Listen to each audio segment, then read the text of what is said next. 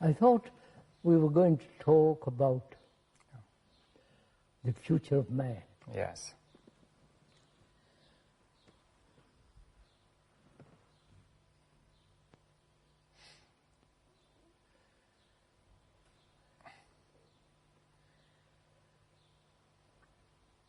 I mean, really, when we talk about man, we're talking about humanity. The whole of mankind. Whole yes. of mankind.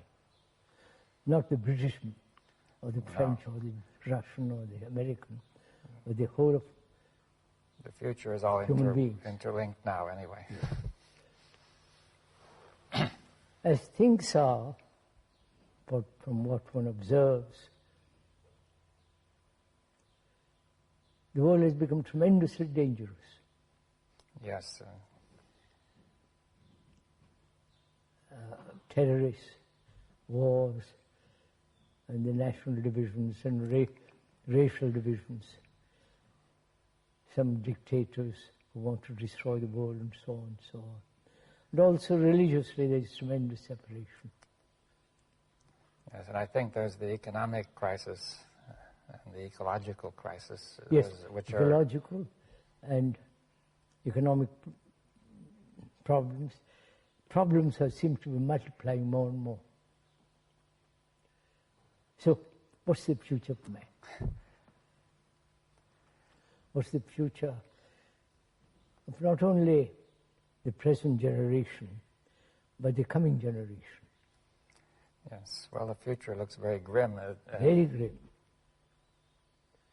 If you were quite young, and I was quite young, what would we do, knowing all this? What would be our reaction? What would be our life, our way of earning a livelihood and so on? Yes, well, I've often thought of that. For example, I've asked myself, would I go into science again? Yes. And I'm not at all certain now, because science does not seem to be relevant to this crisis. No. They are, on the contrary, they are helping. It makes it worse, yeah? Yes, they are helping. It might help, but in fact it isn't. Right? So what would you do? I think I would stick to what I'm doing. Well, that would be easy for you. For me, quite easy. But there are several problems, of course. I don't know if you want to discuss them. If a person is just starting out, he has to make a living, right? Of course. Now, there are very few opportunities now, and most of these are in jobs which are very limited. Limited, and unemployment right throughout the world. Yes. I wonder what you would do, knowing that the future is grim, very depressing, dangerous, and so uncertain. Where would you begin? Yes, well, I think one would have to stand back from all these particular problems of my own needs and the needs of the people around me. Are you saying one should really forget oneself for the time being? Yes. Even if I did forget myself, and when I look at this world in which I'm going to live, and have some kind of career or a profession, and the unemployment, what would I do? This is a problem that I think most young people are facing. Yes, it's clear.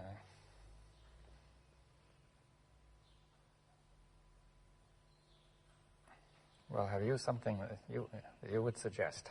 Huh? Is there something you could suggest?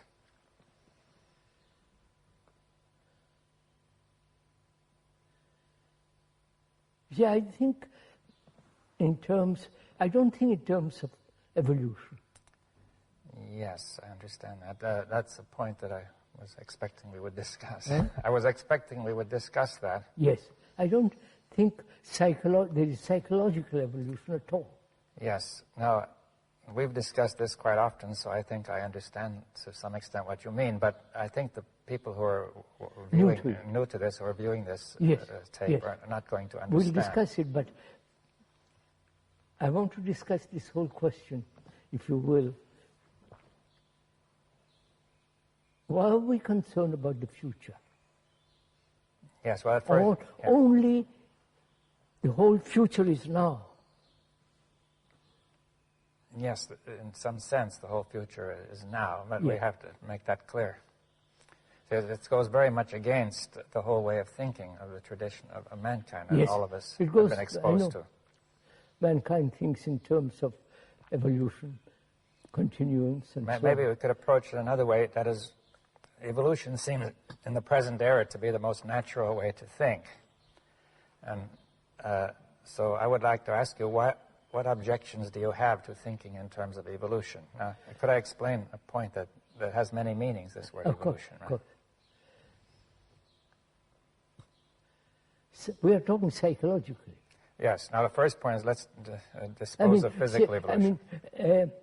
Acorn will grow into an oak. Well, also the species have evolved, for example, from the plants to the animals and to the man. That we have taken 1 million years to be what we are. Now, you have no question that has happened, right? No, that has happened. And it may continue to happen. Yes, that's evolution. Yes, now that is a valid process. Of course, that's a valid, natural process. Yes, it takes place in time. Yes. And therefore, in that region, past, present, and future are important, right? Yes, obviously. I don't know certain language. I need time to learn it. Well, also, it takes time to improve the brain. See, if the brain started out small with a certain, and then it got bigger and bigger, that took 1 million years. And become much more complex. Yes. And so on. So all that needs time. Yes. All that is movement in space and time. Yes, so you will admit physical time and neurophysiological time. Neurophysiological, absolutely, of course. Now, any sane man would. Yes, but now most people also admit psychological time, or what we call mental time. Right? Yes, that's what we're talking about. Yeah. Whether there is such thing as psychological tomorrow, psychological evolution. Yes, now, at first sight, I'm afraid that this will sound strange. You see, that it seems I can remember yesterday, and there's tomorrow I can anticipate, and it has happened many times from days have succeeded each other. Yes. So I do have the experience of time, you see, from yesterday to today to tomorrow, right? Of course, of course. Now that's simple enough. That's simple enough. Now, what is it you're denying, you see? I deny that I will be something, become better. That I can change and be. But now there are two ways of looking at that. See, one way is, will I intentionally become better because I'm trying? Or secondly, some people feel that evolution is a kind of a natural, inevitable process in which we are being swept along like in a current, and we are perhaps becoming better or worse, or something is happening to us. Psychologically. Yeah, but psychologically, which takes time, which may not be the result of my trying to become better. Or it may or may not be. Some people may think one way, some another. But are you denying also that there's a sort of a natural psychological evolution as there was a natural biological evolution? I'm denying that, yes. Yes. Now, why do you deny it? Because first of all, what is the psyche? Yes. The me, the ego, and so on. What is it? Yes, well, now, the word psyche has many meanings. It may mean the mind, for example. Now, do you mean by that the ego is the same thing? The ego. I'm talking of the ego, the me. Yes. Now, some people who are thinking of evolution are thinking there will be an evolution in which the me is transcended. That is, that it will rise to a higher level. Yes. Will the transition does transition need time? The transcendence or transition. Yeah, yeah. That's my whole question. Yes. So there are two questions. One is, will the me ever improve? Now, that's one argument. And another argument is, even if we suppose we want to get beyond the me, can that be done in time? Is that it? That cannot be done in time. That's yes. Now, we have to make it clear why not. Yes, I will. We'll go into it. What is the me? If the psyche has such a different meanings, the me is the whole movement which thought has brought about. Well, why do you say that?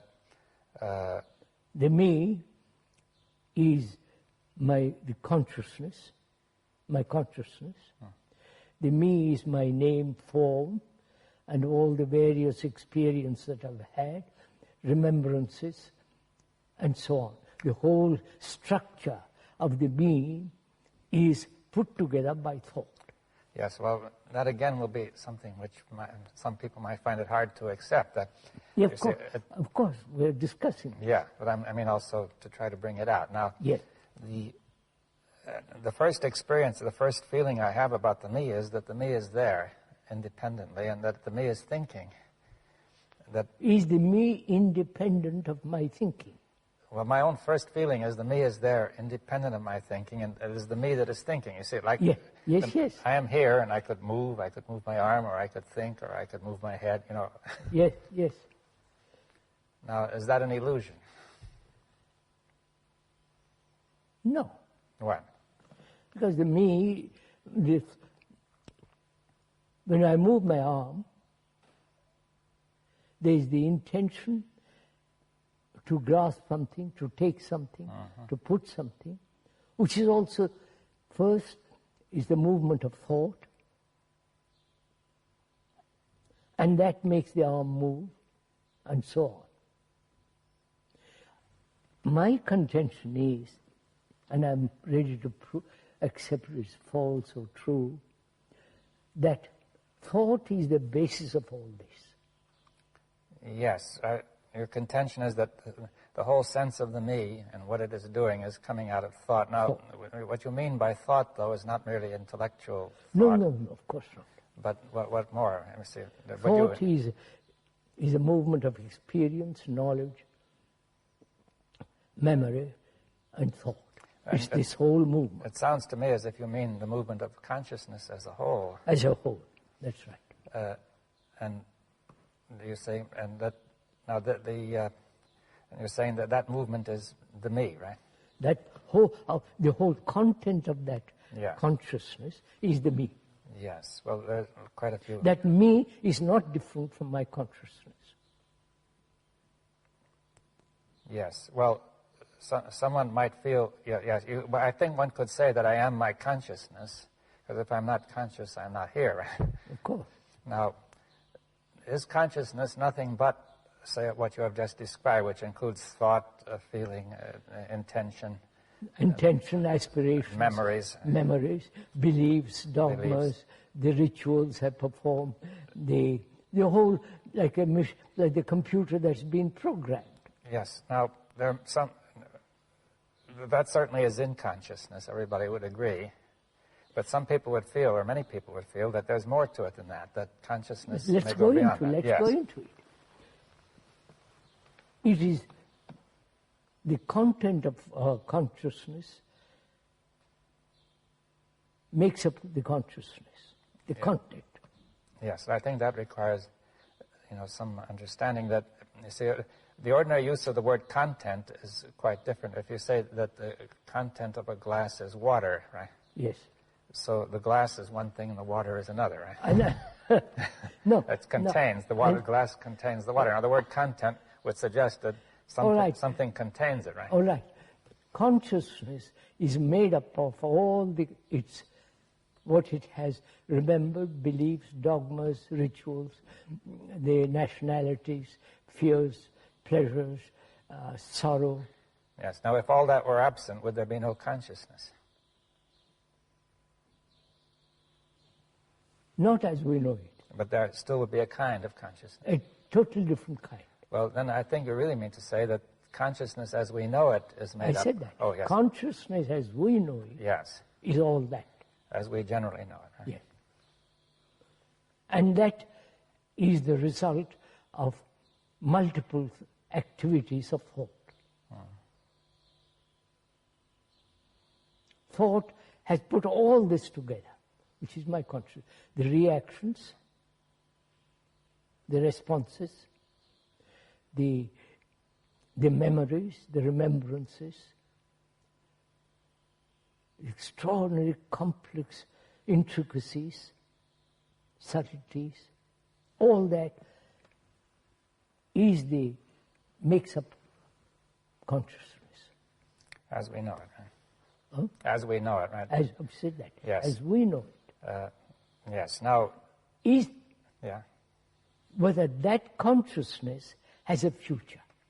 Yes. Does it have a past? Of course. Has a it's past. Remembrances. Yes, remembrance. So why do you say it has no future then?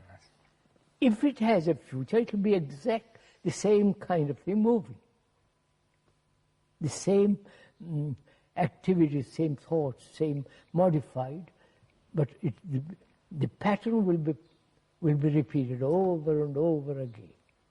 Yes. Now, are you saying that thought can only repeat? Yes. But there's a feeling that thought can develop new ideas, for example. But thought being limited, because knowledge is limited. If you admit that knowledge will always be limited. Yes, well, that again might require some discussion. Of course, we must Yes, discuss. you see. Now, why do you say knowledge is always limited? Because as a scientist, you're experimenting, adding, searching. So you're adding. And after you, some other person will add more. So knowledge, which is born of experience, is limited. Yes, though some people have said it isn't, they would hope to obtain perfect knowledge or absolute knowledge of the laws of nature. The laws of nature is not the laws of human being. Well, do you want to restrict the discussion then to knowledge about the human being, right? Of course, that's all what we're Or even talking there you about. could question whether that knowledge of nature is possible, Of course, too. we are talking about the future of man. Yeah, now, but, all right, so we're saying that man cannot obtain unlimited knowledge of the psyche. Is that what Yeah, that's right. There's always more that's unknown. Yeah, there's more and more unknown. Yes. So, if once we admit that knowledge is limited, then thought is limited. Yes, we don't, knowledge, thought depends on knowledge, and the knowledge does not cover everything. That's right. Therefore, thought will not be able to handle everything that happens, right? That's what the politicians and all the other people are doing. They think thought can solve every problem. Yes, you can see in the case of the politicians that knowledge is very limited. In fact, it's almost non-existent. And therefore, when you lack the adequate knowledge of what you're dealing with, you create confusion. Right? Yeah. So, then, as thought is limited, our consciousness, which has been put together by thought, is limited. Yes. Now, why does that mean can you make it clear that means we can only stay in the same circle? Same circle. See, one of the ideas might be, if you compare with science, that people might think, though my knowledge is limited, I'm constantly discovering. But what you discover is added to, but it's still is limited. It's still limited. That's the point, that I can keep on. See, I think one of the ideas behind a scientific approach is that though knowledge is limited, I can discover and keep up with the actuality. But that's also limited. My discoveries are limited, and there's always the unknown which I have not That's discovered. why I'm saying the unknown, the limitless cannot be captured by thought. Yes. Because thought in itself is limited. And I agree to that. Not only agree, but it's a fact. Yes, well, perhaps we should bring it out still more. That is, thought is limited. Even though one may easily verbally admit thought is not limited, there's a very strong predisposition, feeling, yes. a tendency to feel that way, that thought can do anything. Anything. Right? It can't. It has. See what it has done in the world. Well, I agree that it has done some terrible things, but that doesn't prove that it's always wrong. You see that maybe you could always blame it on the people who have used it wrongly, you see. I know that's a kind of good old trick. But thought in itself is limited. Therefore, whatever it does is limited. Yes, now, and it's limited in a very serious way, is what you're saying. That's right. Oh, of course, in a very, very serious way. Now, could we bring that, say what that way is? That way is what's happening in the world. All right, let's look at that. The totalitarian ideals is the invention of thought. Yes, well, we could say that the people, the very word totalitarian means they wanted to cover the totality, but they couldn't. They couldn't. They couldn't, the thing collapsed, right? It's collapsing. It's collapsing. Now, but then there are those who say they are not totalitarians. But the Democrats and all the rest of the Republicans and the Democrats and the idealists and so on, all their thinking is limited. Yes, but it's limited in a way that's very destructive. It's very serious and destructive. Now, in what way could we bring that out? You see that I could say, okay, my thought is limited, but, well, it may not be all that serious. You see, why is it so important? That's very simple, because whatever action is born of limited thought must breed conflict. Inevitable. Yes. Like dividing humanity into geographically, into nationalities and so on, so on, so on, religiously, has created havoc in the world. Yes, now let's connect that with the limitation of thought. That is, my knowledge is limited, right? We said that. And how does that lead me to divide the world into? Aren't we seeking security? Yes. And we thought there was security in the family, security in the tribe, security in nationalism. So we thought there is security in division. Yes, it seems now it's come out that, take the tribe, for example. See, one may feel insecure. Now, because it says, with the tribe I am secure, that is a conclusion. And I think I know enough to be sure that's so, but I don't. Other things happen that I don't know, which make that very insecure. Other tribes come along. No. The very division creates insecurity. It helps to create it, yes. But I'm trying to say I don't know enough to know that, right?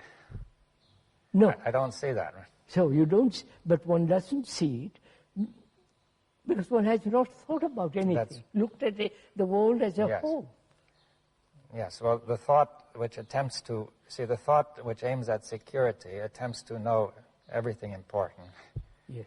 And it assumes that it knows everything important, and it says this will bring security. Now, not only are there a lot of things it doesn't know, but one thing it doesn't know is that this very thought itself is divisive, right? Divisive. Yeah. Divisive. It's going to, because I define an area which is secure and divided from another area. Because in itself it's limited. Yes. Anything that's limited must inevitably create conflict. What do you mean, any thought that's...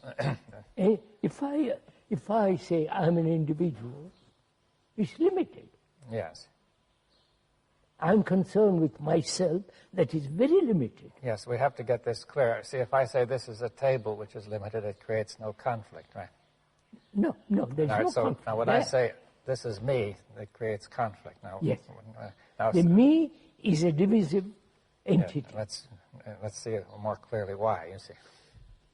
Because it is separative, it is concerned with itself.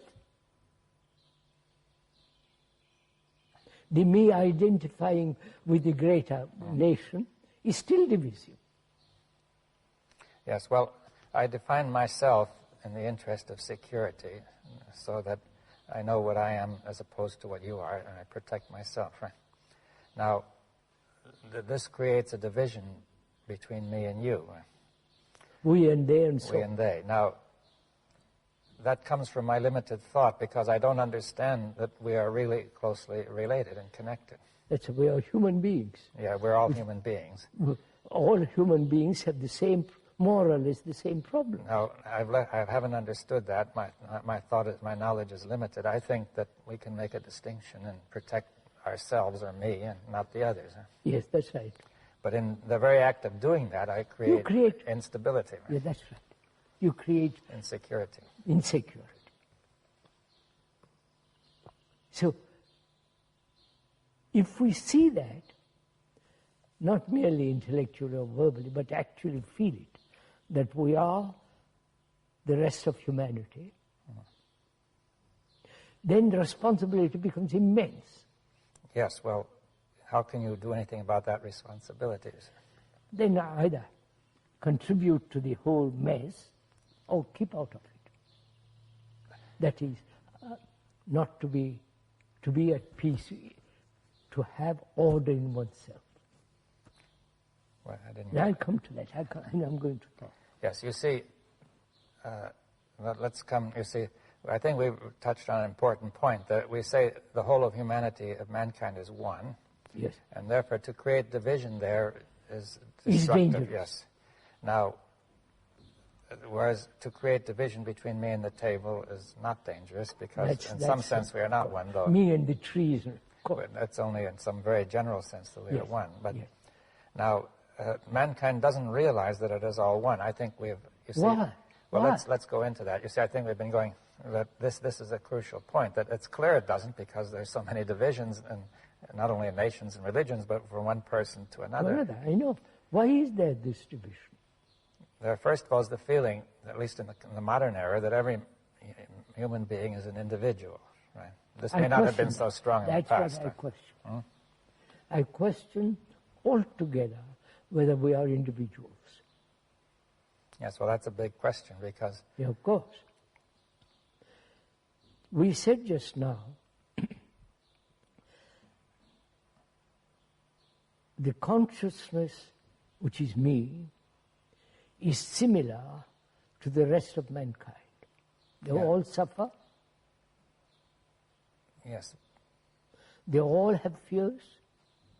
They're all insecure. They have their own particular gods and rituals, all put together by thought. Yes, well, I think this calls for some, there are two questions here. One is, not everybody feels that he is similar. Most people feel they have some unique distinction. At least they... What do you mean, unique distinction? Well, distinction in doing something? Well, there may be many things. Like, for example, one nation may feel that it is able to do certain things better than another. One person has some special things he does, or qualities. Of course. You are more intellectual than I am. You are somebody else better than this and that. Yeah, he may take pride in his own special abilities or advantages. But when you put away that, basically we are... But now, yes, we have to say, what does it mean? That you're saying that these things you've just described, which are superficial.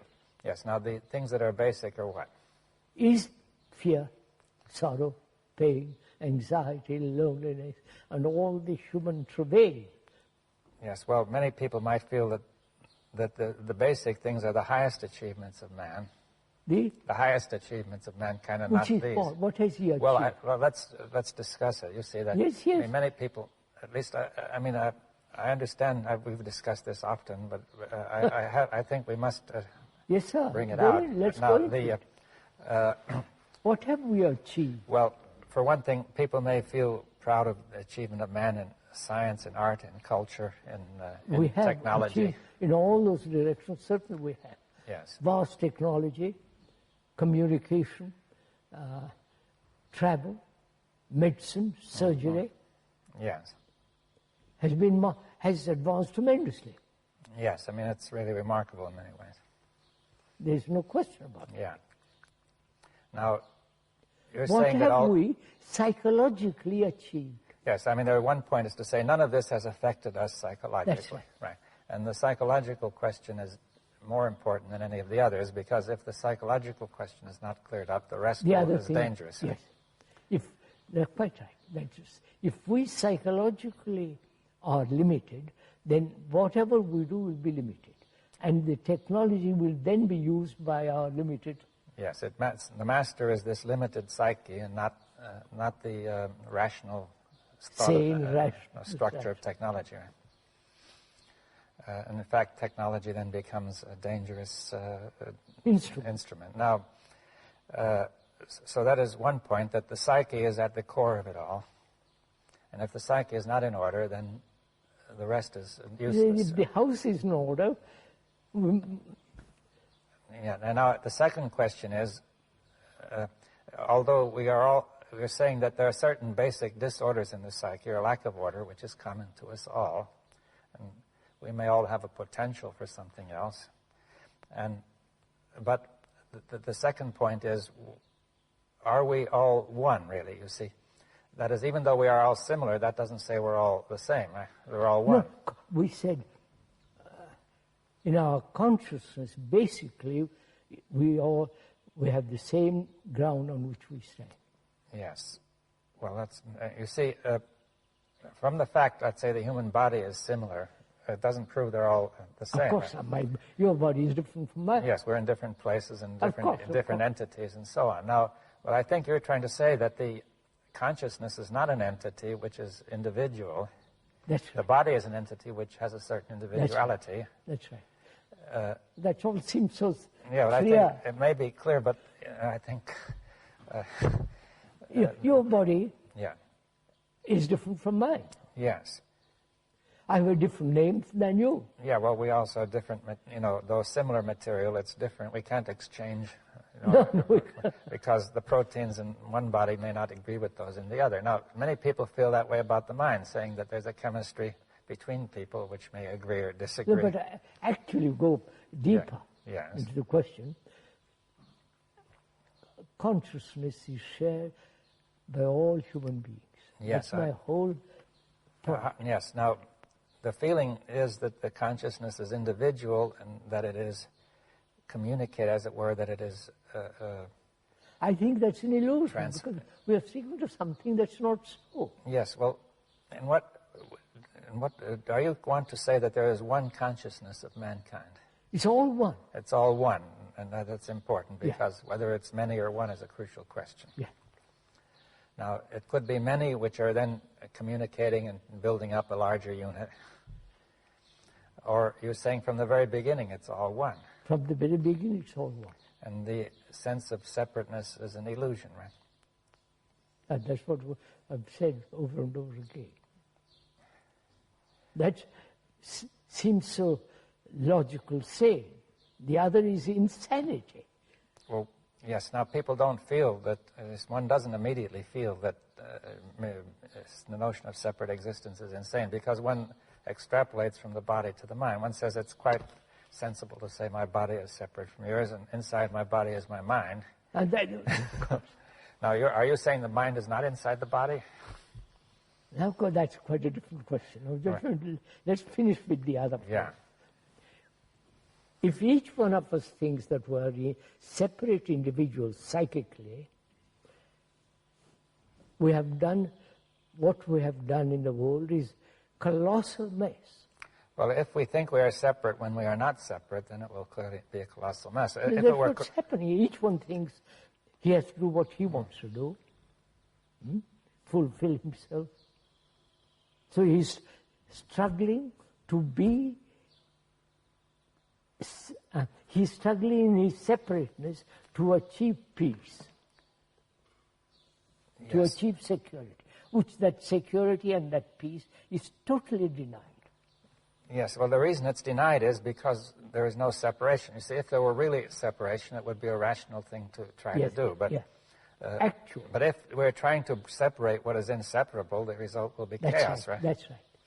Now, that's clear. But I think that it will not be clear to people immediately that the consciousness of mankind is one inseparable whole. Yes, sir. Inseparable whole. Absolutely right. And many questions will arise if you once even consider the notion, but I don't know if we have gone far enough into this yet, that one question is, why do we think we are separate? Why? Why do I think I'm separate? That's my conditioning. Yes, but how did we ever adopt such a foolish conditioning? From childhood, it's my toy, not yours. Yeah, but the first feeling you get is, I say it's mine because I feel I'm separate. You see, yes, now, one doesn't start out, see, it isn't clear how the mind, which was one, came to this illusion that it is all broken up into many pieces. I think it's again the activity of thought. Thought, in its very nature, thought is divisive, fragmentary, and therefore I'm a fragment. Yes, well, thought will create a sense of fragments. You see, you could see, for example, that once we decide to set up a nation, then we will be think we're separate from the other nation, and all sorts of things, consequences follow, which make the whole thing seem independently real, that you have all sorts of separate language and separate laws and separate this, and you set up a boundary. And after a while, you see so much evidence of separation that you forget how it started, and you say, that was there always, and we are merely proceeding from what was there always. That's why I feel if once we grasp the nature of thought, the structure of thought, how thought operates, what is the source of thought, and therefore it's always limited. If we really see that, then... Now, the source of thought is what? Is it memory? Memory. Yes. Memory is a remembrance of things past, which is knowledge, and knowledge is the outcome of experience, and experience is always limited. Yes, well, thought includes, of course, also the attempt to go forward, to use logic, to take into account discoveries and insights. As we were saying some time ago, thought is time. Yes. Now, all right. So let's. That thought is time. Now, that requires more discussion too, because I see the first experience is to say time is there first, and thought is taking place in time. Right? I know. Now, for example, if we say that movement is taking place, the body is moving, and this requires time, right? To go from here to there needs time. Yes. To learn a language needs time. Yes, to grow a plant needs time. To grow the whole thing. All right, now, to paint a picture takes time. Well, one would also say to think takes time. Right? So we think in terms of time. Yes, well, let's see, the first point that one would tend to look at is to say, just as everything takes time, to think takes time, right? Now, but you're saying something else, which is that thought is time. Thought is time. That is psychically speaking and psychologically speaking. Of course. Now, how do we understand that? How do we understand what? Thought is time. You see, it's not obvious. Oh, yes.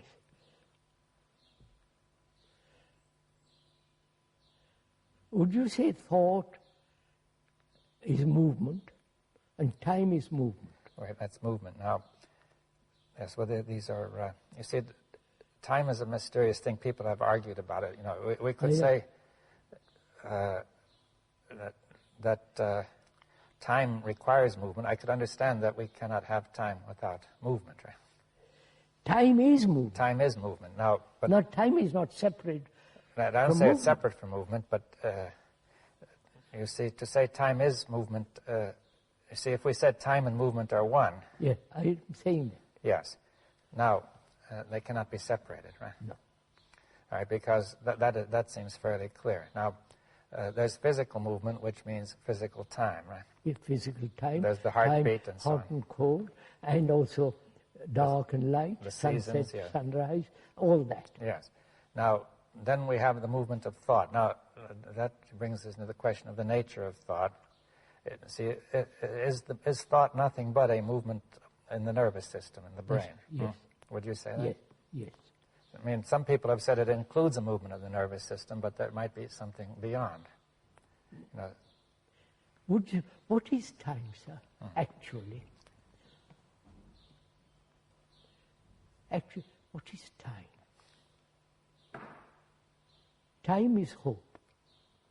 Psychologically. Psychological. I'm talking entirely But psychological one for the tends moment. to keep on thinking. Of course. We have understood that. Yeah. Time, hope is time. Becoming is time. Achieving is time. Now, take the question of becoming. I want to become something psychologically. I want to become non-violent. Take that for example. That is altogether a fallacy. Yes. Well, we understand it is a fallacy, but the reason it's a fallacy is that there is no time of that kind. Is that it? No. That there is. No, sir. Right. Human beings are violent. Yes. And they've been talking a great deal, Tolstoy in India, of non-violence. The fact is we are violent. Yes, but... And the non-violence is not real. Yeah, but we want to become that. Yeah, but see, it's again an extension of the kind of thought that we have with regard to material things. You say, if you see a desert, the desert is real, and you say the garden is not real, but in your mind is the garden, which will come when you put the water there. Yeah. So we say we can plan for the future when the desert will become fertile, right? That's all right. Now you're saying. Now we have to be careful. We say we are violent, but we cannot, by similar planning, become non-violent. Non-violent. Now, why is that? Why? Because the non-violent state cannot exist while there is violence.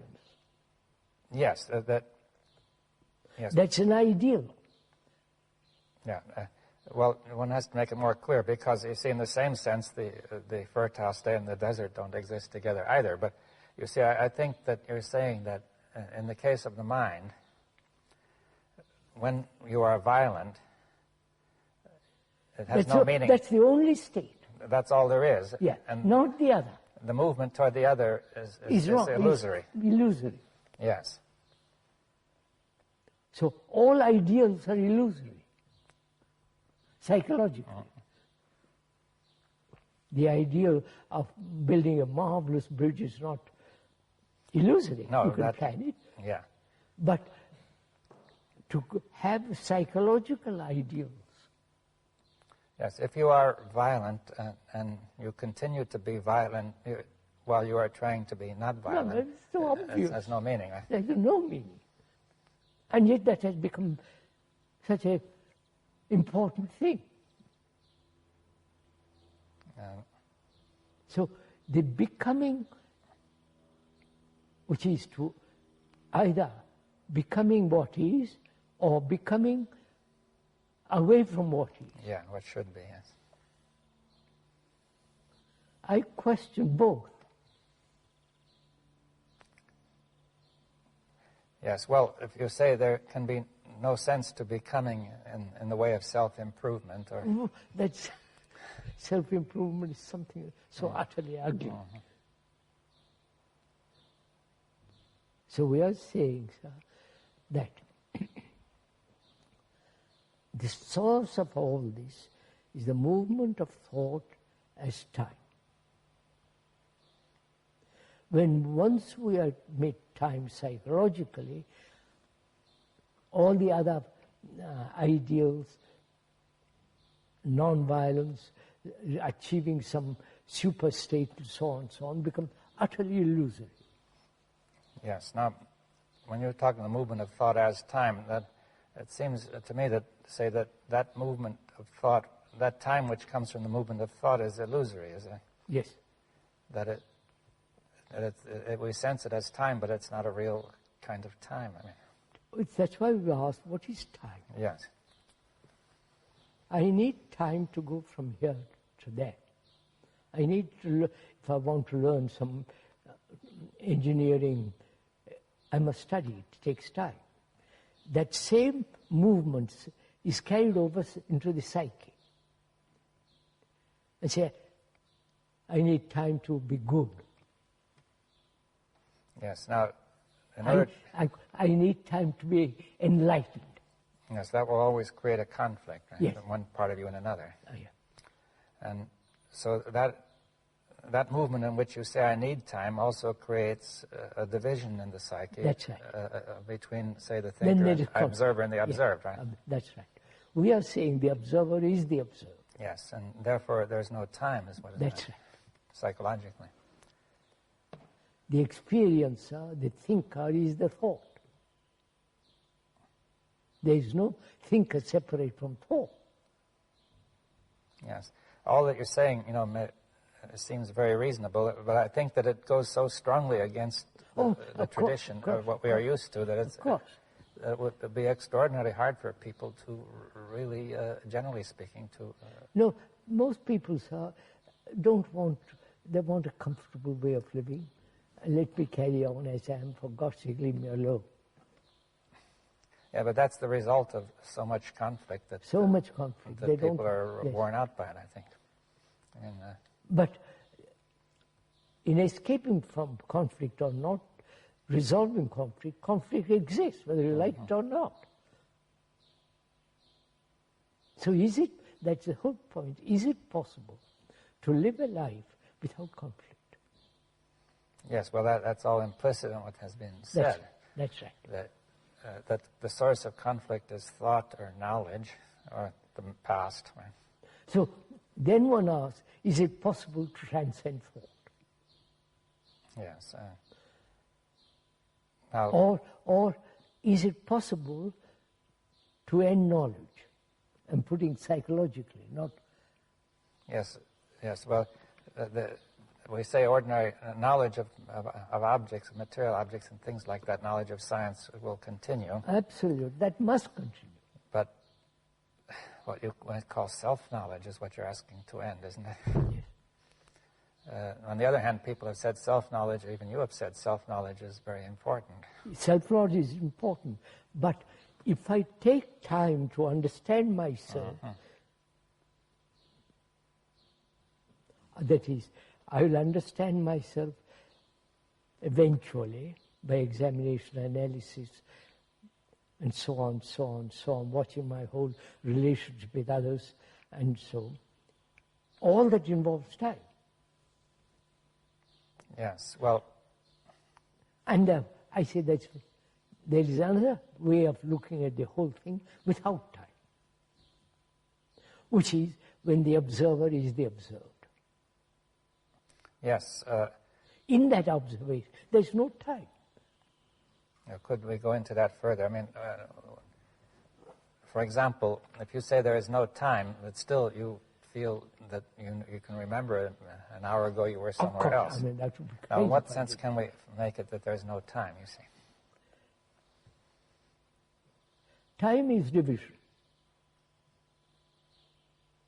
Right? As thought is division, that's right. Thought time is time. Yeah, time is a series of divisions of past, present, future. So, thought is also that, divisive. So, time is thought, or thought is time. Yes, well, I mean, it doesn't exactly follow from what you said, but, we've explained it. Let's go into it. Yeah. You see,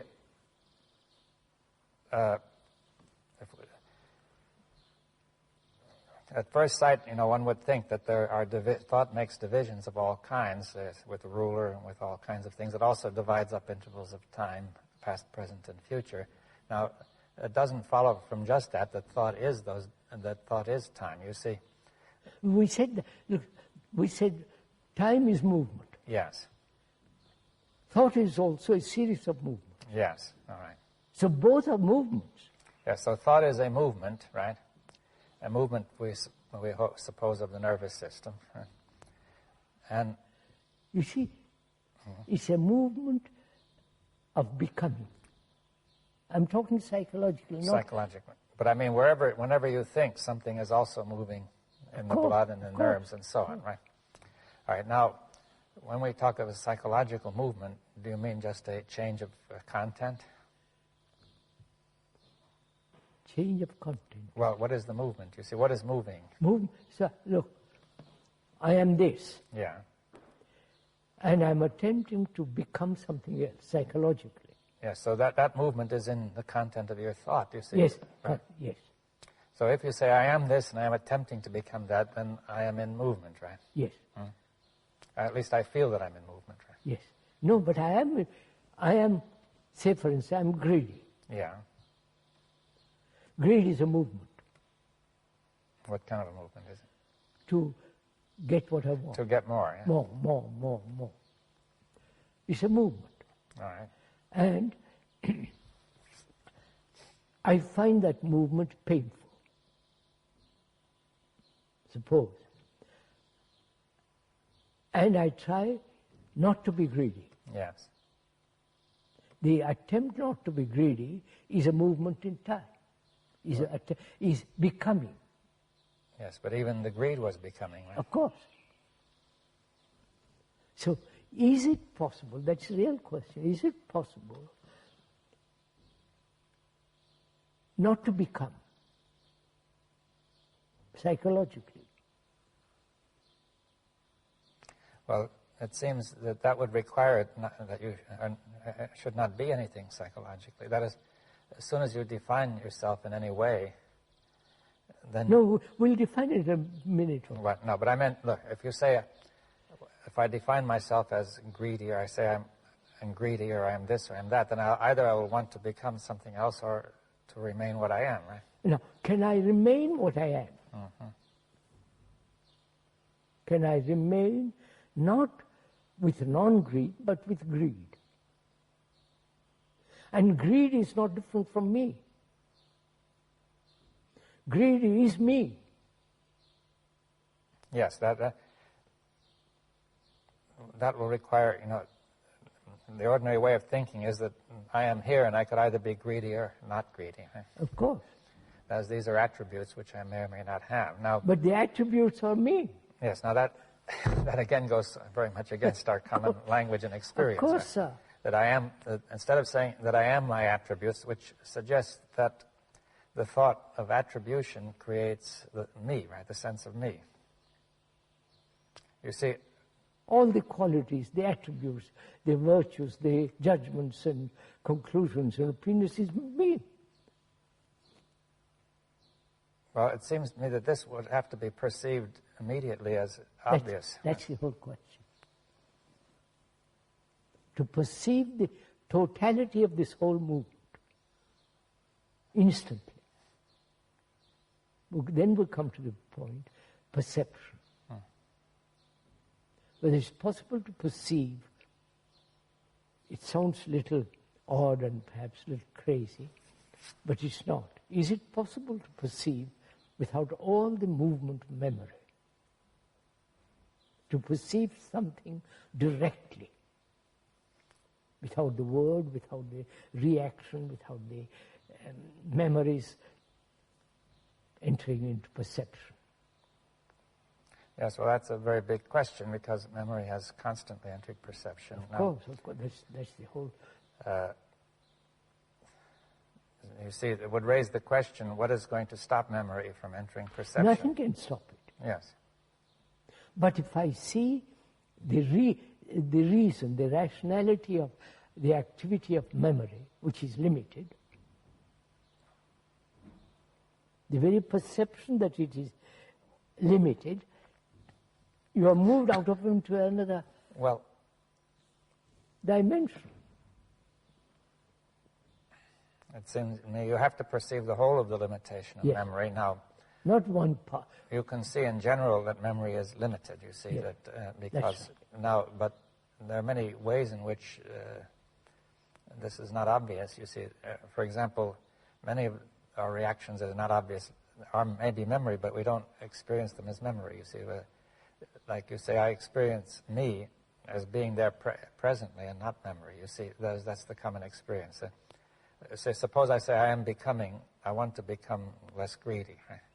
So I experience greed and I experience the urge to become as actual Actuality. And not merely the result of memory, but I say I can remember that I have been greedy, but this me, the me is the one who remembers, not the other way around, that, of course. That memory creates me, right? So all this really comes down to, can man live, humanity live, without conflict? That's really basically that comes to that. Can we have peace on this earth? Yes, well, go ahead. And the activities of thought will never bring it about.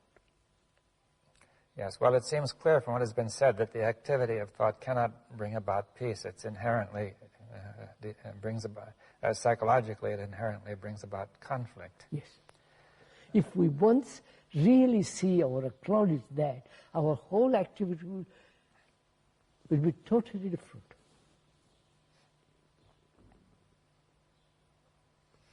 And are you saying that there is an activity which is not thought, then? Which is not? Which is beyond thought. Yes. And which not only is beyond thought, but which does not require the cooperation of thought. That is... Oh, certainly not. That it is possible for this to go on when thought is absent. That's a real point we have often discussed. Yeah. Whether there is anything beyond thought. Not something holy, sacred, I'm not talking about that. I'm talking, is there an activity which is not touched by thought? We are saying there is. And that activity is the highest form of intelligence. Yes, well, now we brought in intelligence. I know. I purposely brought it in. So intelligence is not the activity of cunning thought. There is intelligence to build a table. Yes, but intelligence can use thought, as you were saying, often said, right then. Intelligence can use thought. Yes, or thought can be the action of intelligence, would you put it that way? Yes. Or it could be the action of memory. Huh? That's it. Either the action is born of memory, and therefore memory is limited, therefore thought is limited, and it has its own activity, which then brings about conflict. Yes. I think this would connect up with what people are saying about computers. You see, every computer must eventually depend on some kind of memory, Memory, yes. Which is put in, or else programmed, and that must be limited, right? Of course. Because now, therefore, when we operate from memory, we are not very different from a computer, or the other way around. Perhaps the computer is not very different from us. I'll say once, a Hindu has been programmed for the last 5,000 years to be a Hindu. Or in this country, or you're being programmed as British. Or as a Catholic, or a Protestant. Yes. So we're all programmed up to a certain extent. Yes. Now then we could say that you're bringing in the notion of an intelligence which is free of the program, which is creative perhaps. Yes, that's right. And that intelligence has nothing to do with memory and knowledge. Yes, it may act in memory and knowledge, but it has nothing to do with it in its origin. It may act through memory, etc. That's right. And how do you find out whether it has any reality, not just imagination and romantic nonsense? How do you find out? To come to that, one has to go into the whole question of suffering, whether there's an ending to suffering. And as long as suffering and fear and the pursuit of pleasure exist, there cannot be love. Yes, well, there are many questions there. Now, the first point is, say, suffering, or including pleasure, fear, and suffering, and I suppose we can include anger and violence and greed in there. Of course, otherwise... Yes. Now, we could say that all those, we're saying, first of all, that all those are the response of memory. Yes. They're nothing to do with intelligence. All part of thought and memory. And that as long as they are going on, it seems to me that intelligence cannot operate in thought. That's right. or through So thought. there must be a freedom from suffering. Yes, well, that's a very key point. Now, That's a really very serious and deep question, whether it's possible to end suffering, which is the ending of me. yes, well, yes, again, of course, it may seem repetitious, but the feeling is that I am there, and I either suffer or don't suffer. That is, I either enjoy things or suffer. Yes, I know that. Now, I think you're saying that suffering arises from thought. It is thought. Identified. Yes, and that... Attachment. So what is it that suffers? You see, there's this feeling, it's really the opposite of the feeling of pleasure, it seems to me, that whenever pleasure, memory may produce pleasure, and then when it doesn't work, it produces, when it's frustrated, Pain. it produces pain and suffering. Not only that, suffering is much more complex, isn't it? Yes. Suffering. What is suffering? Yes, well, that's... The meaning of the word is to have pain, to have grief, to feel utterly lost, lonely. Yes, well, it seems to me that it's not only pain, but a kind of a total pain, Yes. a very pervasive. But suffering is the loss of someone. Loss of something very important, right? Yes, of course. Loss of my wife or loss of my son, brother, whatever it is. And the desperate sense of loneliness. Yes, or else just simply the fact that the whole world is going into such a state. Of course. I mean, all the wars. And makes everything meaningless, you see. What a lot of suffering the Falkland Wars have created. Yeah. Well, all these wars, I mean, it's... And wars have been going on for thousands of years. That's why we are carrying on with the same pattern of the last 5,000 years or more of wars.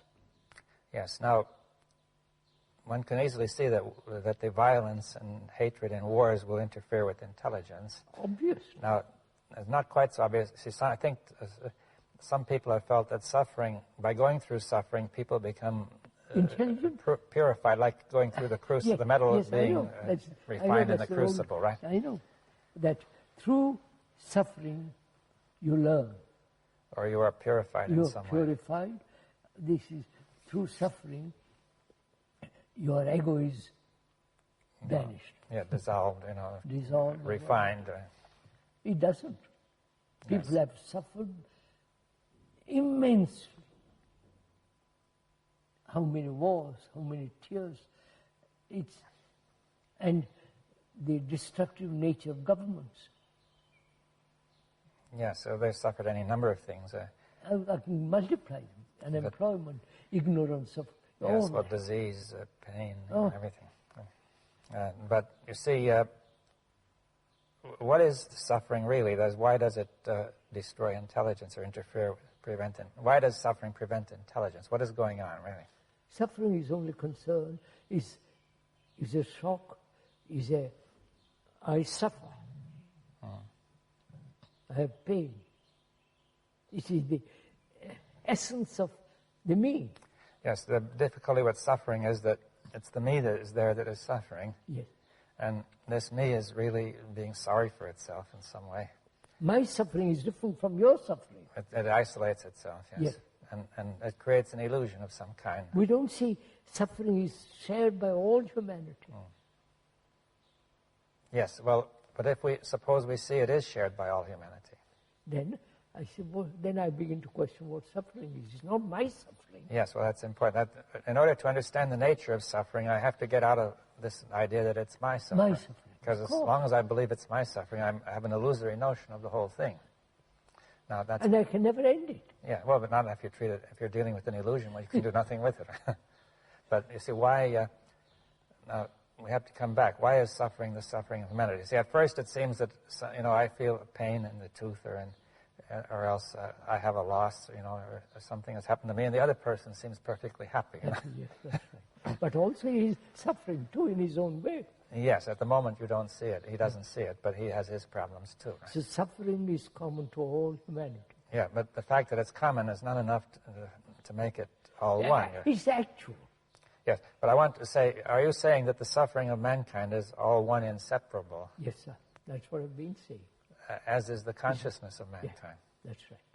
That when anybody suffers, the whole of mankind is suffering, right? If one country kills hundreds and thousands of human beings,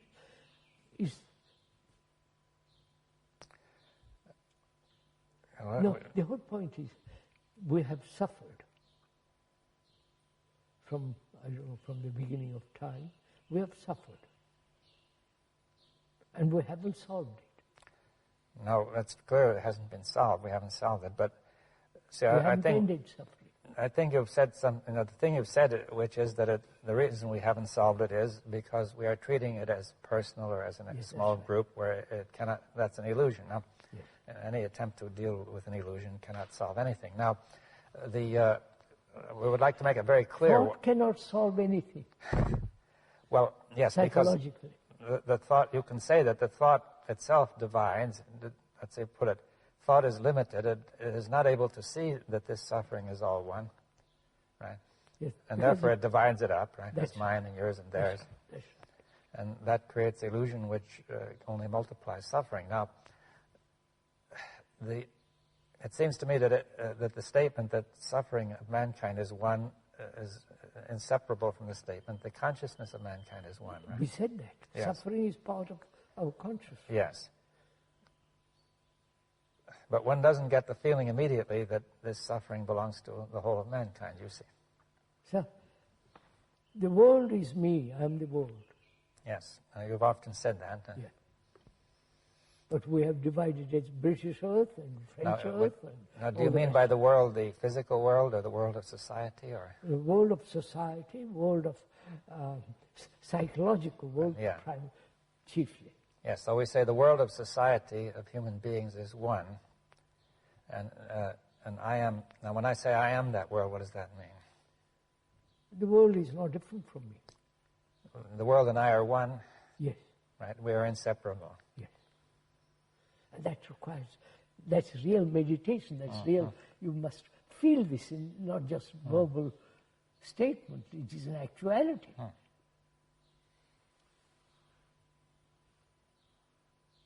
I am my brother's keeper. Yes, now many religions have said that. And they're just verbal statements. Well, and they don't keep it. They don't do it in their heart. Well, perhaps some have done it, but in general it's not being done, right? I mean, there may have been a few, right? That's not, we human beings haven't done it. Our religions actually have prevented it. Well, because of division. Every religion has its own beliefs and its own organization. Its own gods and its own saviors. Yes. So, from that, is that intelligence actual? Yes. Or is it some kind of fanciful projection hoping that will solve our problems? No, it's not to me. It is an actuality. Because the ending of suffering means love. Yes. Now, before we go on that, you see, we have to make clear up a point about me. You see, you said it's not to me. Now, in some sense, it seems that you are still defining an individual. Yes, yes. Is that right? When I say I'm really not, I'm using the word I as a means of communication. It's not. Yeah, but what does it mean? You see, are you, in some way, let's say that there may be two people, say A, who is the way you say, and B, who is not, right? Yes. Now, so A says it's not, that seems to create a division between A and B. That's right. But B creates the division. Yes. No, So what is the relationship between the two? Yes. You see, B is creating... Yes, well, B is creating the division by saying I am a separate person, but it may confuse B further when A says it's not that way to me, right? Yes. So that's the whole point, isn't it, in relationship. You feel that you're not separate. Yes. And that you really have this sense of love and compassion. And I haven't got it. I haven't even perceived or gone into this question. What's your relationship to me?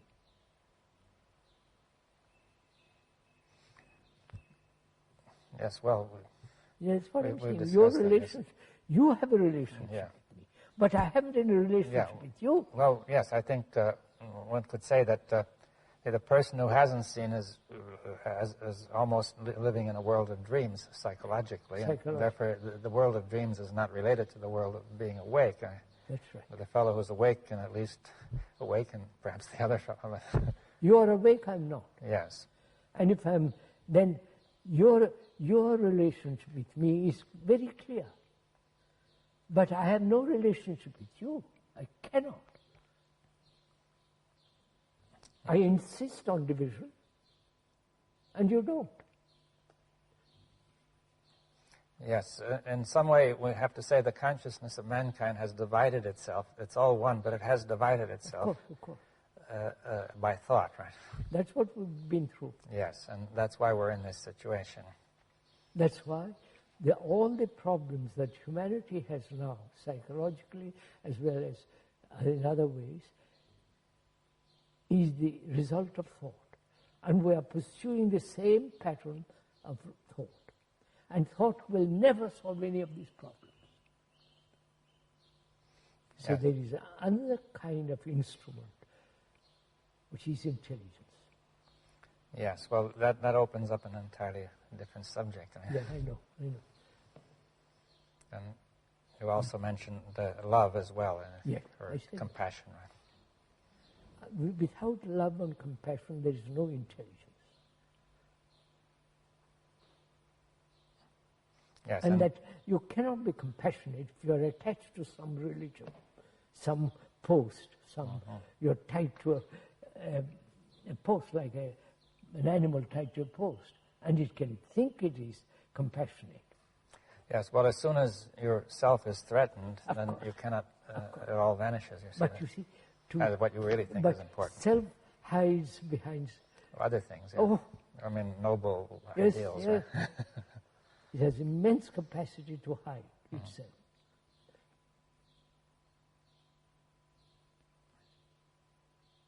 So what is the future of mankind?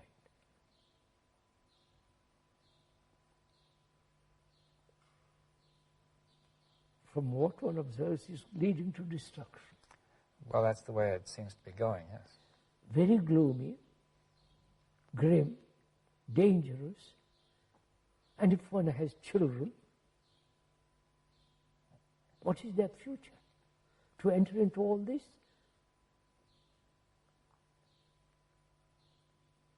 And go through all the misery of it all? So education becomes extraordinarily important. But now education merely accumulation of knowledge. Yes, well, every instrument that man has invented or discovered or developed has been turned toward destruction. That's Yes, sir, absolutely. They are destroying nature. There are very few tigers now. Very few. Tigers and animals. Yes. They're destroying they're destroying forests and agricultural land and overpopulation. Nobody seems to care. Well, I think there are two things. One is people are immersed in their own problems, right? Immersed in their own little plans. Yes, and to save humanity. Well, most people are just immersed in their plans to save themselves, but others have plans to save humanity. But I think also there's a tendency toward despair implicit in what's happening now, that people don't think anything can be done. Yes. And if they think something can be done, they form little groups and little theories. That's what there are those who are very confident of what they're doing, and and those who lack confidence. Like most prime ministers are very confident. Right. But they don't know what they're doing, really. But then most people don't have much confidence in what they're doing. I know. If you have tremendous confidence, I accept your confidence and go with you. Yes, but since thought is limited... then That's how that is the future of mankind, future of humanity. I wonder if anybody is concerned with it. Or each person or each group is only concerned with its own survival. Well, I think the first concern is always has been with survival, either the individual or the group. You see, that has been the history of mankind. Therefore, perpetual wars. Yes. Perpetual insecurity. Yes, but this is, as you said, the result of thought, which makes the mistake of, on the basis of being incomplete, to identify the self, with a group and so on. You happen to listen to all this. You agree to all this. You see the truth of all this. Those in power will not even listen to you. No. They are creating more and more misery, more and more becoming dangerous. How do you then, what's the point of you and I agreeing, seeing something true? This is what people are asking. What's the point of you and I seeing something to be true? And what effect has it? Yes, well, it seems to me that if we think in terms of effects, we are bringing in time. And also it's a wrong question. Yeah, we bring in time. We are bringing in the very thing which is behind the trouble. Trouble, yes. That is, their first response would be, we quickly must get in and do something to change the course of events. Therefore, form a society, foundation, organization, all the rest. But you see, our mistake is that to do that, we must think about something, and that thought is incomplete, right? We don't really know what's going on. Yeah. And people have made theories about it, but they don't know. No, but come down to it. If that's a wrong question, then as a human being, who is mankind, what is my responsibility? Well, I think it's the same as... Apart from effect and all that. Yeah, we can't look toward effects, we see. But it's the same as with A and B, that A sees and B does not, right? Yes. Now, suppose A sees something and most of the rest of mankind does not, right? Then it seems that, see, one could say mankind is in some way dreaming, asleep. It's dreaming. It's caught in an illusion. Illusion, and the point is that to somehow, if somebody sees something, then his responsibility is to help wake the others up, right? To get out of the illusion. That's just it. I mean, this has been the problem. That's why the Buddhists have projected the idea of the Bodhisattva, who is compassionate and is essence of all compassion, and he's waiting to save humanity. Sounds nice. It's a happy feeling that there is somebody doing this, but in actuality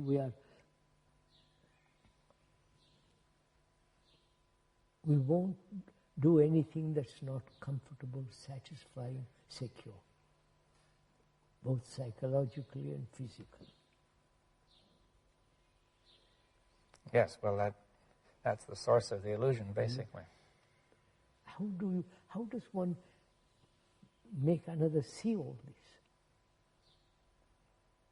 They haven't time, they haven't the energy, they haven't even the inclination, they want to be amused. How does one make X see this whole thing so clearly that she says, all right, I've got it, I'll work I see I'm responsible, I won't be all the rest of it. I think that's the tragedy of those who see and those who